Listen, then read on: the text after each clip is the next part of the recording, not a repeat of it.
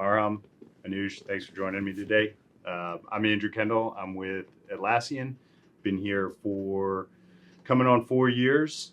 We've seen a tremendous amount of change, both internally at Atlassian as well as our customers in the government. And so really looking forward to having a conversation today and kind of talking through some of the things we're seeing and the great things that Atlassian is doing to help our customers further their own mission.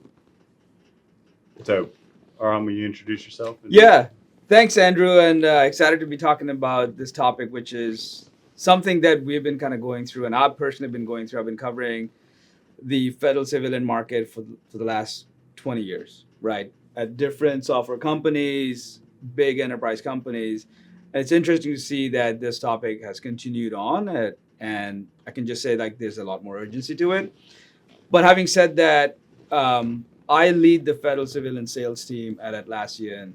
I don't have the tenure as Andrew does, but coming in, I joined the company in October of last year. And over the last 8 months, what I have seen is that our ability to drive our customers' mission in this time of inflection and change is even more important. And I think what my role is to enable our team to understand our customers' mission that much more better so we can really lean in to solve some of these problems that we'll be talking about. So that's a little bit about me. I'll kick it off to Anuj. Hey, hi everyone. This is Anuj Susdeva. I'm the Chief Executive at Clovity. We are an Atlassian Platinum partner. And I'm privileged to be sitting next to Andrew and Arham and talking about the federal civilian sector and as well as about the legacy modernization, actually how it's transforming the new era of the federal services, especially with the new administration and how to make it more optimized. Awesome. Well, thanks again. So let's jump right into it. Arham, you introduced a little bit about you've been here for, in this space for 20 years. And, the first question is really, we continue to see these legacy systems, and they're, dominating the federal space. And so how do we get around that? There's a tremendous cost of keeping them running, and how do we get around that? And what are the government, customers that you're working with doing to kind of solve those problems? Yeah, it's an interesting point, right? Like you said, these legacy systems have been around for a long time. What I have noticed is that the government really innovates in cycles. And when I was at Oracle, we saw that firsthand where they went from a very old system of that they were using for Oracle, and then they kind of jumped like 2 innovations over, and they went to the latest and the greatest. But it takes time for them to kind of really get to that. And the reason for that is that when government invests in these systems, right, because of the way they serve the citizen mission, they have to be very careful when they make changes to their systems, right? So over time, as they implement the system, it gets very ingrained in how they work, on how they deliver their mission to the citizens.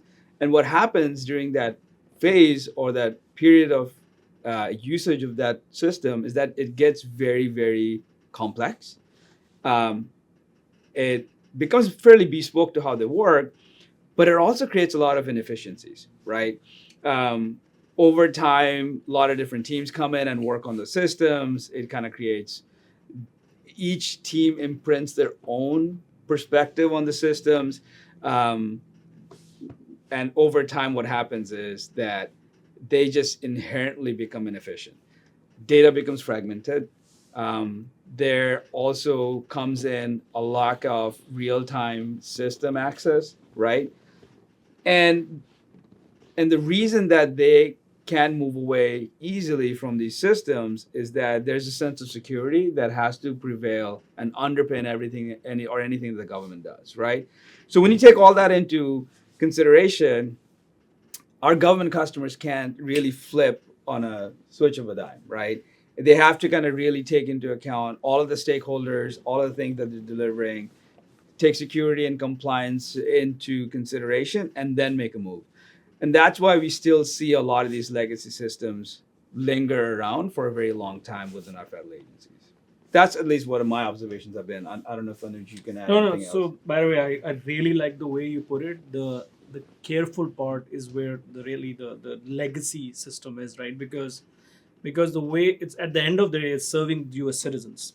And then the careful part is where the key is, because what happens is when they adopt a system, they sort of have a journey with it, and then in and around that, they ending up buying other things, and that's kind of where the fragmentation get created, right? And then pretty much they don't realize that in the modern era, which something could be resolved with 5 systems, they actually have 400 systems for that, right? Because it's so fragmented. And now to top it all, the worst is you ended up hiring talent for each of those, some which are legacy oriented talent, like, and then some which are so modernized, and then the upskilling of the talent becomes so difficult because some of those talents are sitting in sort of dark ages, whereas few are, obviously the new tools are being adopted.